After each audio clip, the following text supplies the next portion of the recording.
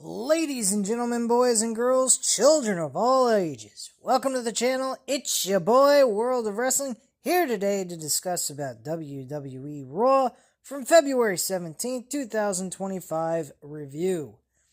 The show is mid. It did not really hit like it has been for me.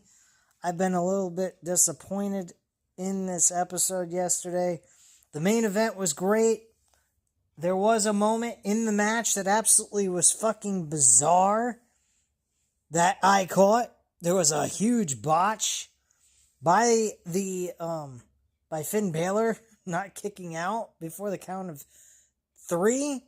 And so the referee had to improvise and literally make himself look like a klutz in the process. Thank you, Finn Balor, for fucking up that spot. It was after a pedigree. Sami Zayn has gotten permission to have a match with Kevin Owens, but it will be unsanctioned, so anything occurs to him or happens to him in that match, WWE is not responsible for it, nor is the WWE responsible for anything that happens to Kevin Owens.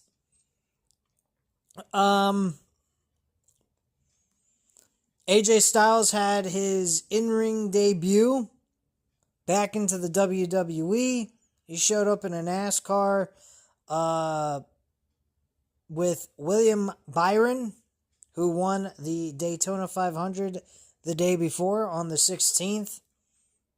And those two actually had a match, him and Dominic Mysterio, which wasn't bad. It was okay.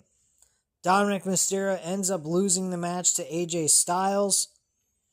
Sami Zayn kickstarted the show, which I already mentioned. He got the okay from Adam Pearce, but he does not like the idea of him going into a match where he's not medically cleared to compete. So he said the match will happen, but it won't be sanctioned, meaning it won't count in the record books.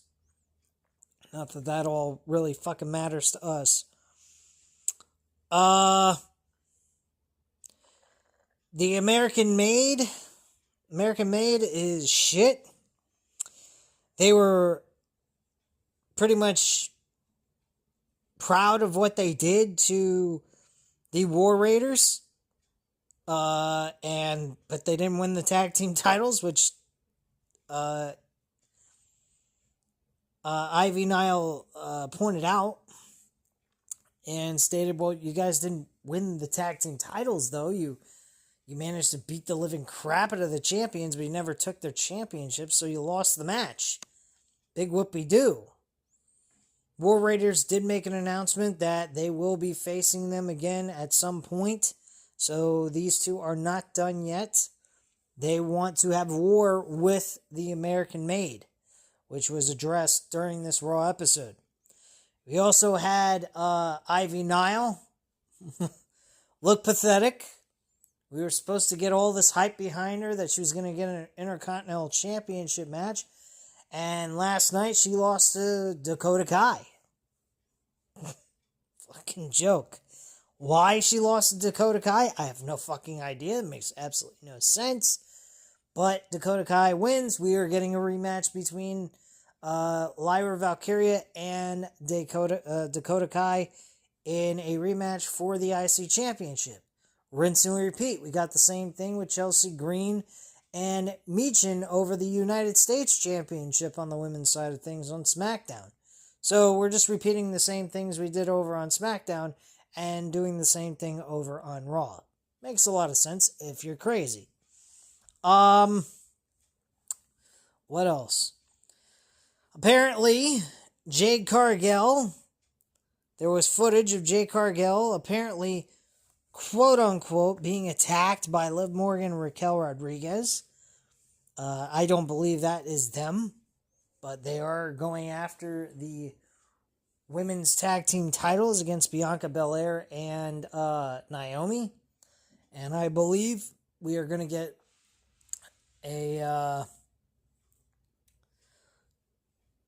we're going to basically find out who attacked Jade Cargill from this match. And I believe it's going to be Naomi.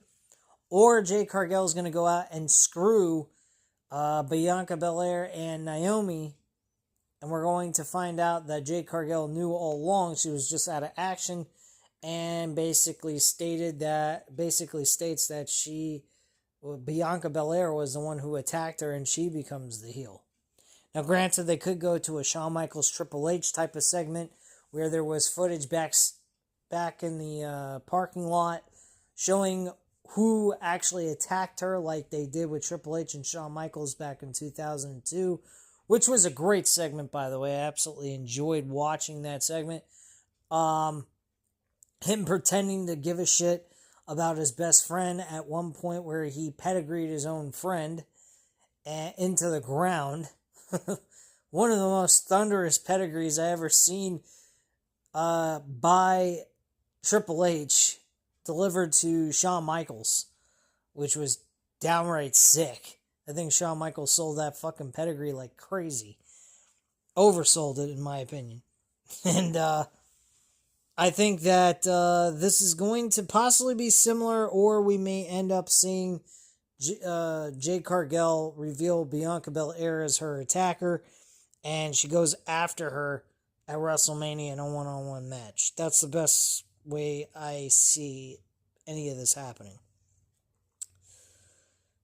During a Judgment Day Clubhouse segment before the initial match occurred with AJ and Dominic, Judgment Day is in their clubhouse. Carlito's talking about getting a credit card for the DLC WWE 2K24. Why we're even talking about that at this point when the WWE 2K25 is coming out next month is beyond me.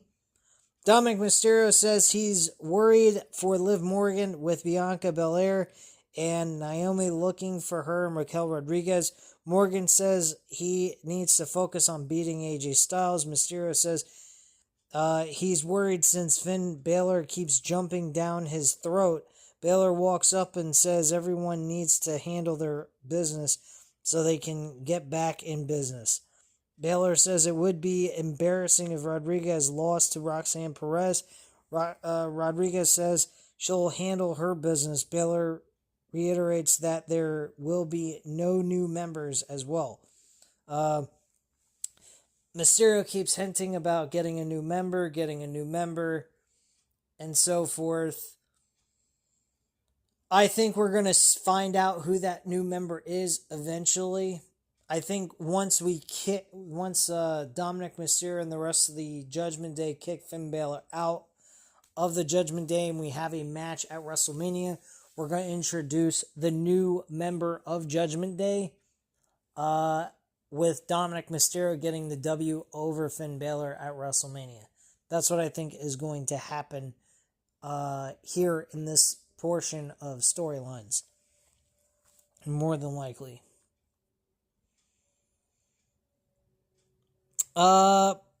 IShowSpeed talks about the Vicious Spear, which still looks devastating to this day.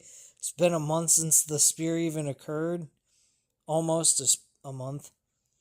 Feels like it's been a month, but it hasn't. It actually was in February. It's February 18th. It's only 2 weeks ago. Already talked about Dominic Mysterio, AJ Styles. AJ Styles picks up the victory here. Decent match, nothing spectacular. Whatever.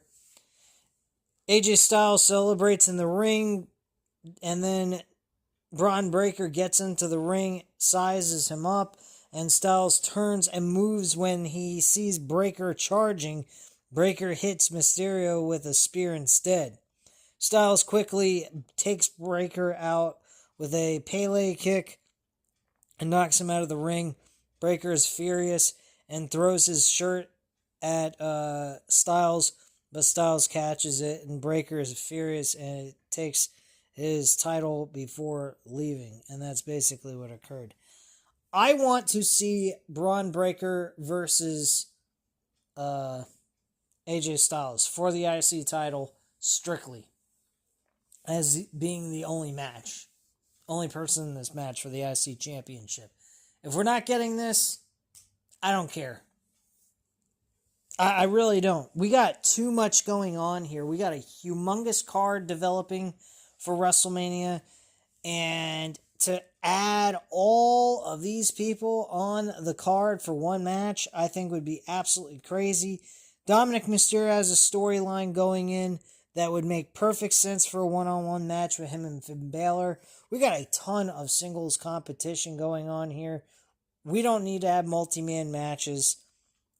We can book these matches, give them 10-15 minutes for the mid-card matches, and then when we reach to the main event, we really just go ahead and go all out like 20-25 minutes, maybe 17 to 20 minutes for the main events. But in all honesty, I do not want to see Dominic Mysterio, Sheamus. Sheamus is a lost cause. I don't know why they haven't pulled the trigger on him yet. I think that at the Saturday night's main event was the best place to do this, but unfortunately they didn't pull the trigger on it. And I think Braun Breaker and AJ Styles is the appropriate match to book. Braun Breaker wants this match. The champion wants a challenger, and he wants AJ Styles to be that challenger. The man's hungry. He wants to put names on his list of victims that he beats. That's the way I look at this storyline with Braun Breaker. Already talked about the Creed brothers and how they were happy what they did last week, but didn't win the championship, tag team titles. Ivy Nile and Dakota Kai, I already spoke about that. That match ended with Ivy Nile losing, which again still makes no sense to me as to why she lost. And Lyra Valkyria's first challenger for the Women's Intercontinental Championship is the woman she defeated to become the champion, Dakota Kai. Valkyria gets in the ring and holds up the title at the end of the whole match.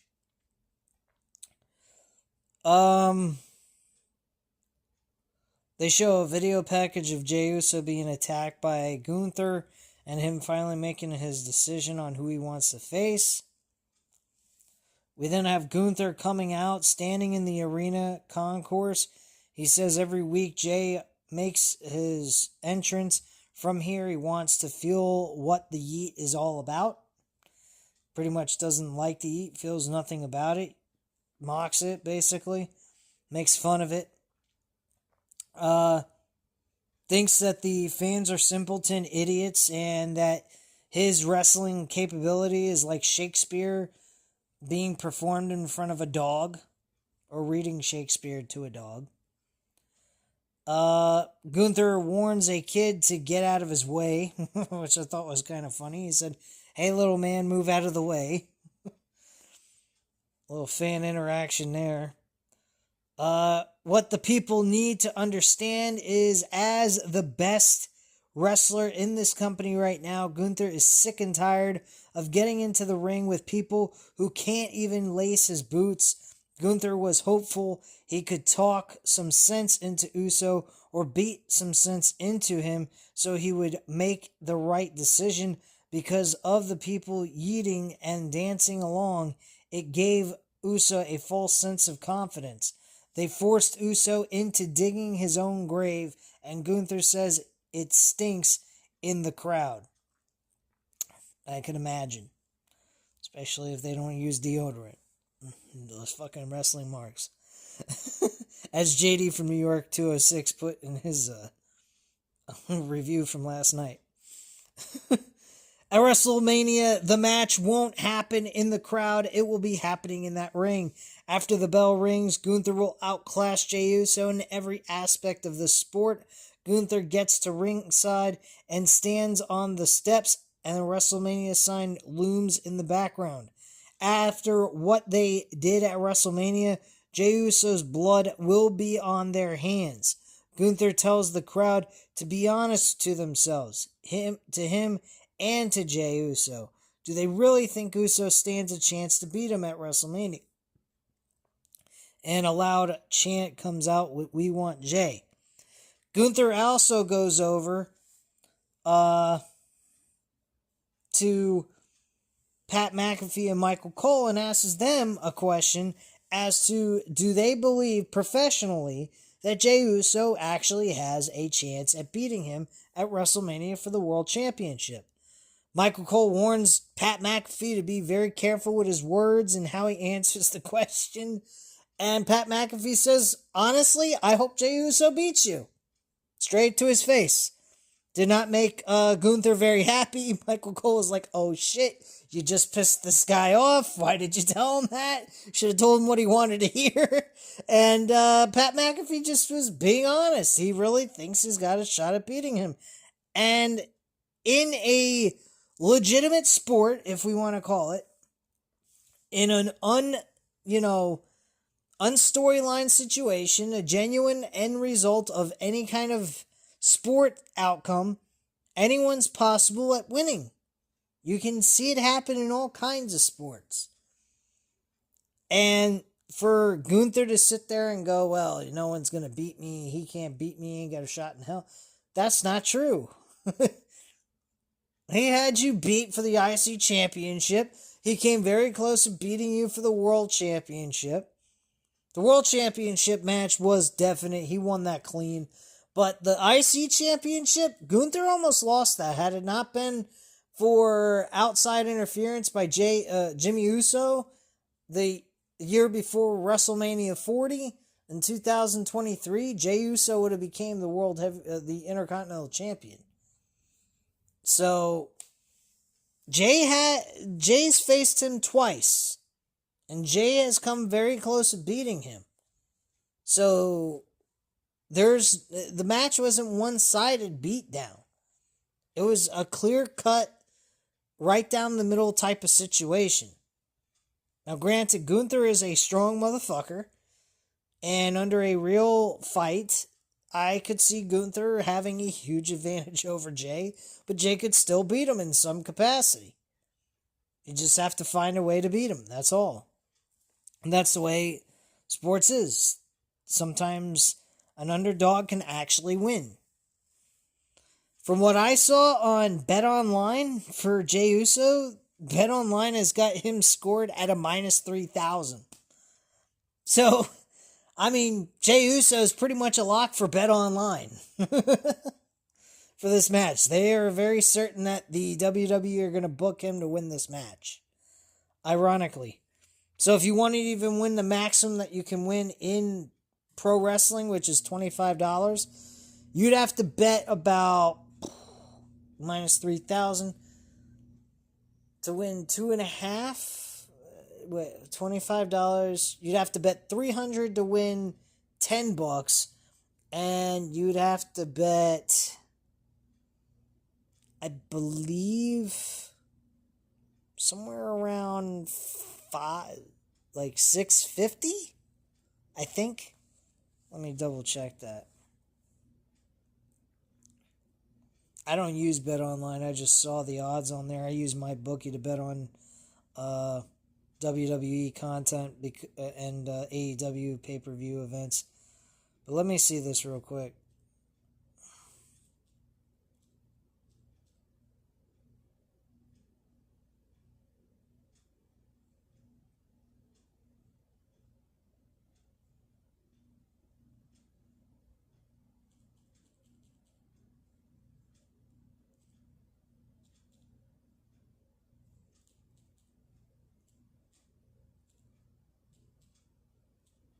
You'd have to bet about $750 to win $25 back. That's a lot of money to throw down on one bet. That's pretty insane. $750. I mean, granted, it is guaranteed $25 because I don't see Jey Uso losing this match, quite frankly. Would I bet Jey Uso on my normal amount that I can bet, which is like $70? That's my one unit. Would I bet a unit on him? Probably not, because you don't win a whole lot back. I mean, if you want to do that, you can. I mean, granted, you're only going to win $2. $2 and something odd cents, which ain't much. But my bookie might have different odds, which is what I use. It's an offshore betting site, but yeah, I don't see Jey Uso losing the match at WrestleMania. I really don't. I think this is his moment. I think he's going to win this. I mean, under the circumstances of what's going on currently with the beatdowns by Gunther and everything, if this was genuine results and there was no script to follow, I think a lot of the bookies would be giving it to Gunther to be the favorite and Jey Uso would be the underdog in this whole situation. But that's not the case. But anyway, getting back to the review. So this made Gunther very angry. And Gunther almost attacked the announcers. This made Jey Uso come out and finally come to their aid. He charges past the referees, tries to get to Gunther, gets a good shot on Gunther and whatnot, and then knocks out some referees because they're trying to stop him from getting back at Gunther and all that. So that's pretty much what occurred there. He looked good, and so forth. I mean, I enjoyed the segment, but what are we going to go from here? Are we getting anything else? Are we going to get anything from Jey Uso and Gunther besides these attacks? To me, I think this was a little too soon.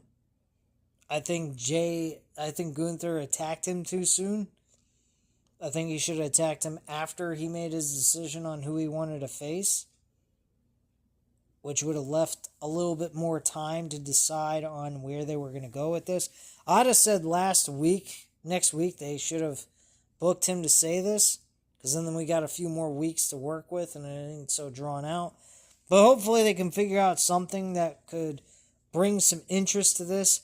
To be quite frank with you, I don't even really know if there really is any more story they can drag out of this outside of something that Gunther says to Jey Uso that makes him have doubt going into this match for the remaining few weeks. Maybe something like that. I mean, but we've seen shit like that occurred before.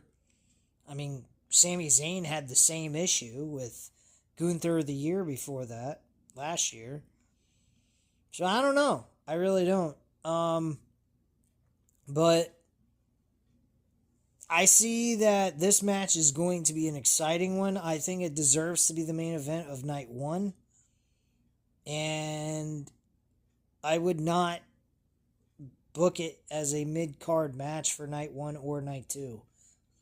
I would definitely book this as the main event.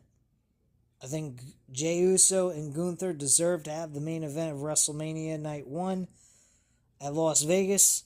I think they're going to burn down the house and they are going to fucking kill it. Anyway, Kathy Kelly's backstage with Liv Morgan, Raquel Rodriguez.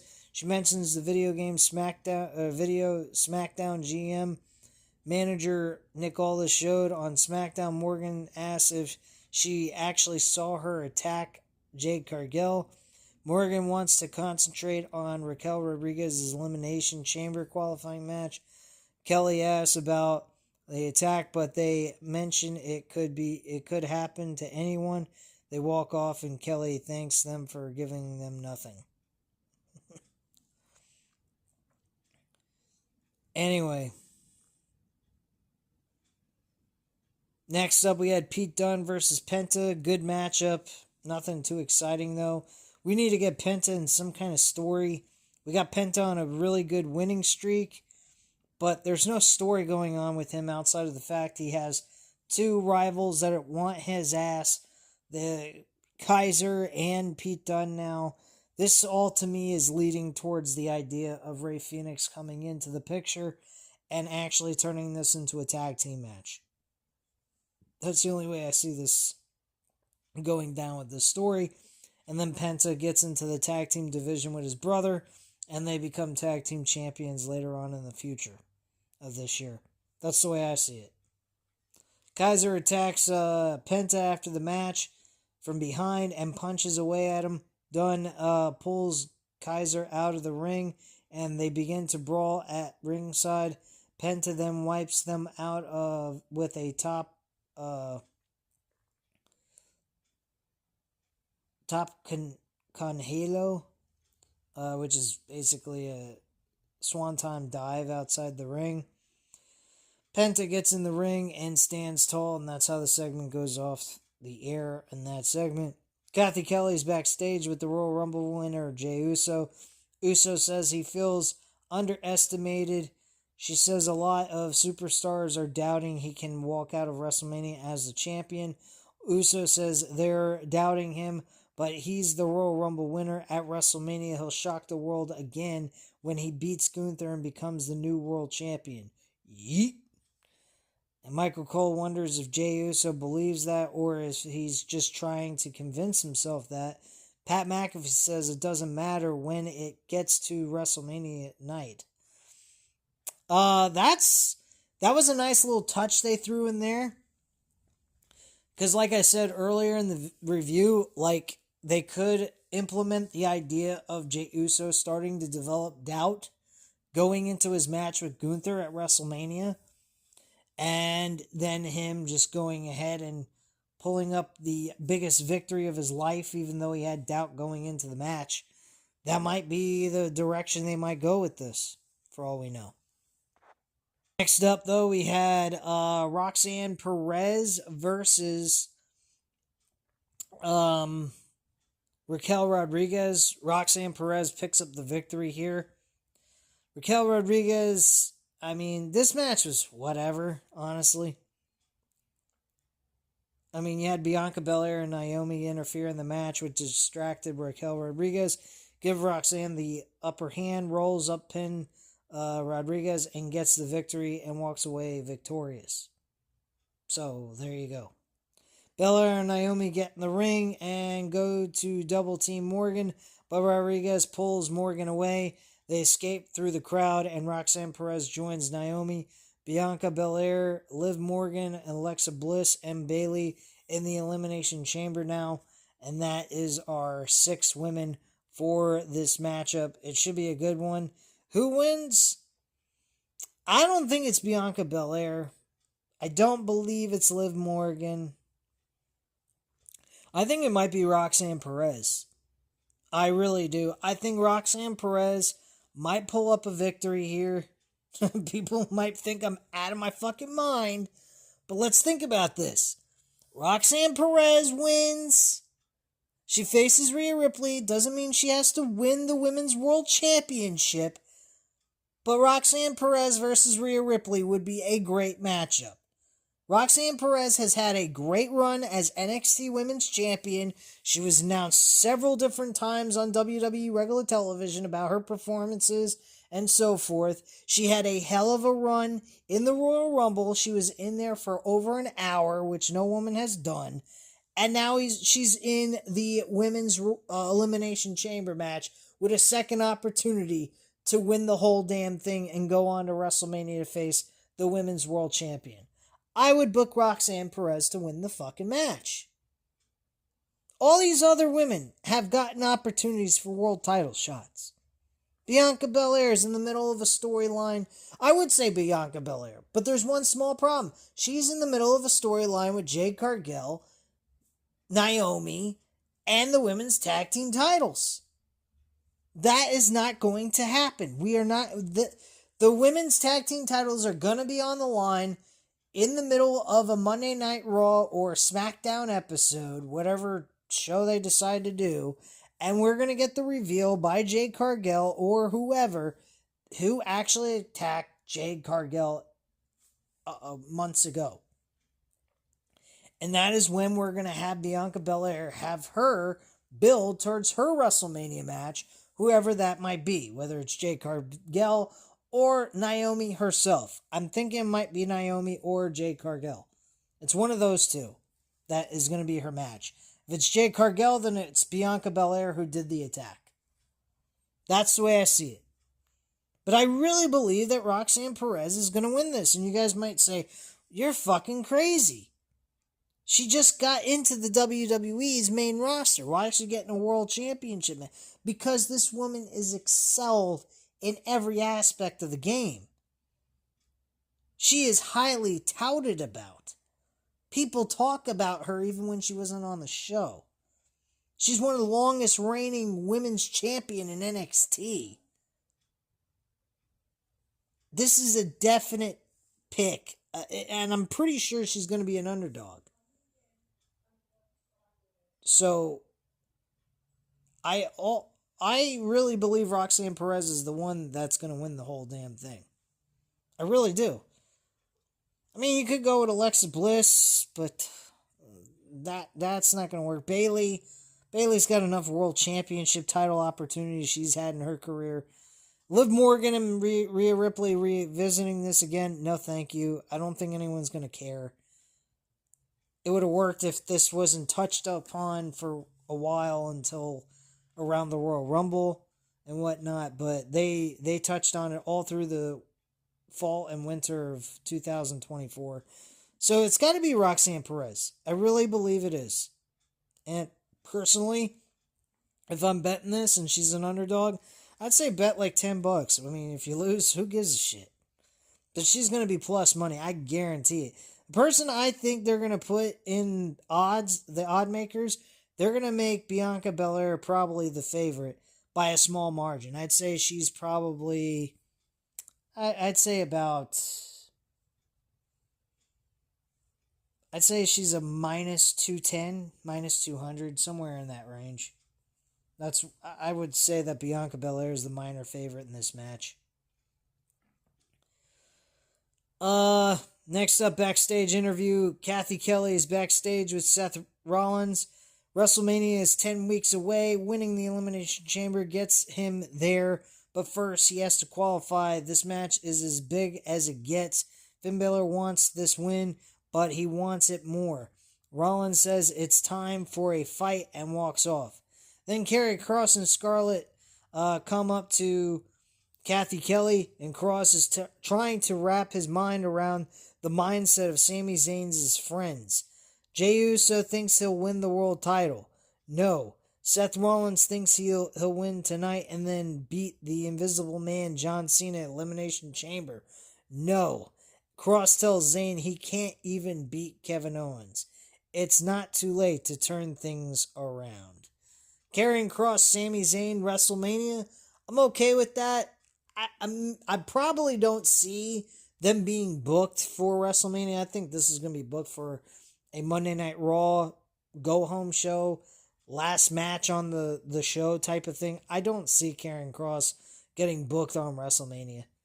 I really don't. As sad as that might sound, I think he deserves it, though, but I don't think he's going to be placed in a match situation like that with a guy like Sami Zayn so soon.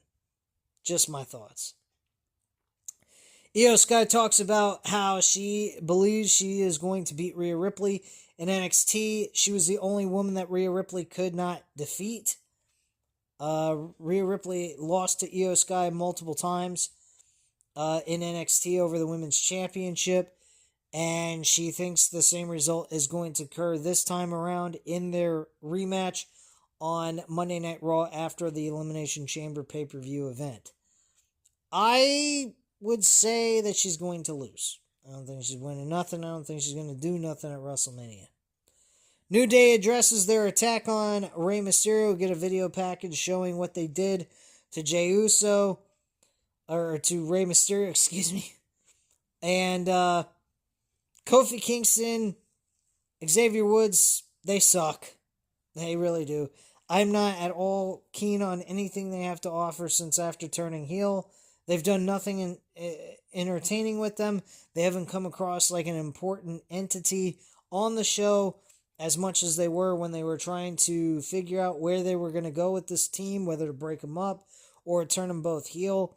We thought Xavier Woods was going to have a singles run as a heel.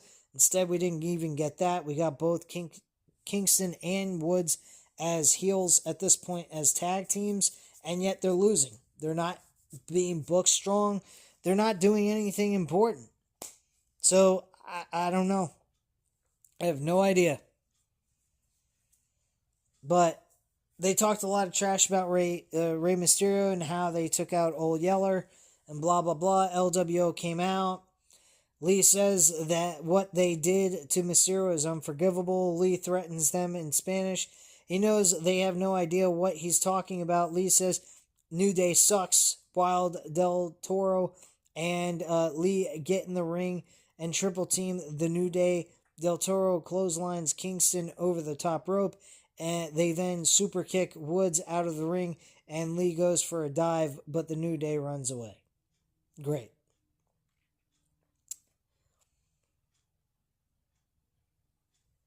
Backstage interview and then the main event. Kathy Kelly catches up with WWE Women's Tag Team Champions Bianca Belair and Naomi. They're anxious to get their hands on Liv Morgan and Raquel Rodriguez. They'll also be watching the match with Rhea Ripley and Io Sky for the Women's World Championship. And then we get the main event with Seth Rollins, Finn Balor. Great main event, but Seth Rollins once again picks up the victory, walks away as the qualifier for the last spot in the men's Elimination Chamber. And we now have Seth Rollins, John Cena, CM Punk, Damian Priest, Logan Paul, and Drew McIntyre all in this matchup, competing for the opportunity to be granted the World Heavyweight Championship match with Cody Rhodes. And that is basically it. And the show goes off the air. So, mid-show, great main event.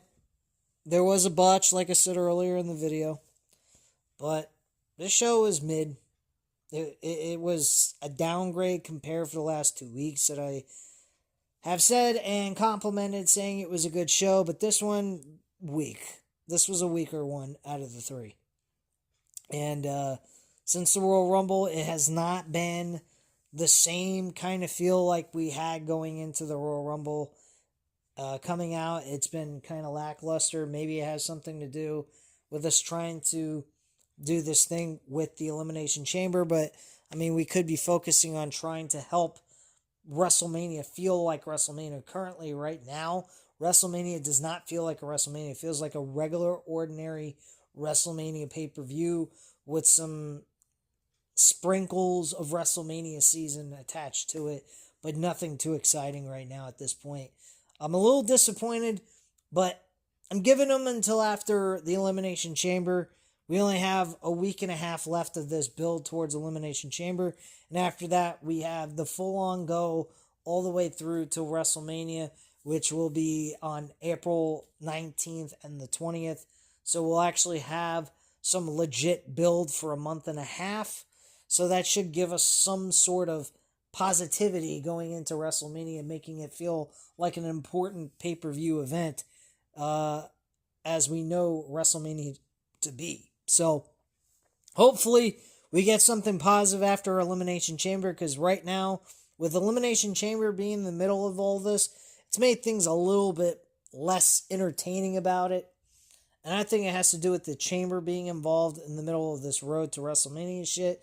Because now we got a second version of the Royal Rumble, only this time it's dealing with an Elimination Chamber structure with 6 people being eliminated. So we have like 2 different types of Royal Rumbles and qualifiers for World Championship opportunities at WrestleMania, which kind of takes away the focal point on WrestleMania.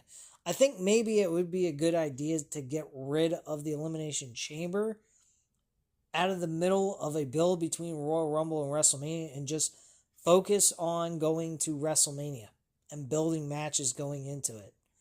I mean, we're getting that, but we're also getting side storylines for the Elimination Chamber pay-per-view, which, quite frankly, I'm not too hyped up about. I'm pretty excited for the 2 Elimination Chamber matches. That should be fun to watch, seeing the outcomes of those matches. But Kevin Owens, Sami Zayn, again, this is being an unsanctioned match, which is basically a hardcore match. We've already seen this shit. I just don't care. I really don't. I hope Randy Orton shows up at Elimination Chamber, so we get Randy Orton and Kevin Owens one-on-one at WrestleMania. Hopefully that's where they're going with this. If not, then I have no fucking idea. But that's not here or there at this point in time, though, guys. That's all I have to say. So go ahead, hit the like button if you like the video. Hit the subscribe button if you're not already subscribed to the channel. And leave a comment down below. I'll definitely get back to you on that. Thank you guys very much for watching. And have a great night, guys. Bye.